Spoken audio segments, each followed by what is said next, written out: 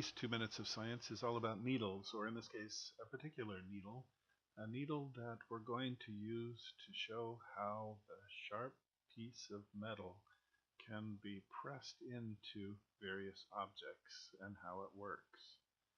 We'll use a piece of wood, a little bit of foam board, and even some human skin.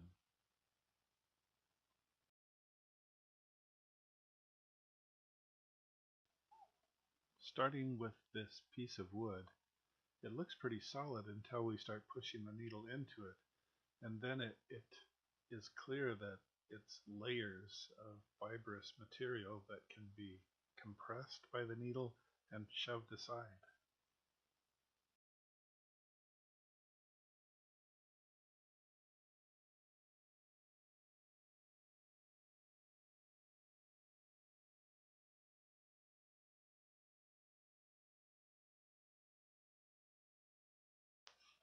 This foam core also looks solid from the outside, but as we press the needle against it, it becomes clear that it doesn't offer a lot of resistance, that the material can be pressed aside and the needle can go in fairly easily. In fact, if you push it across it, it does the ripping motion. Lastly, we're going to cauterize the needle a little bit to make it clean so we can see what happens when we use the needle on a finger.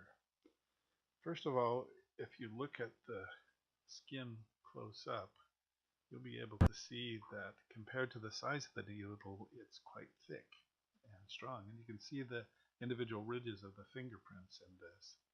And then as the needle is pushed in, the flexibility of each part of the skin, and it still has, because of the sharpness, the ability to move out of the way.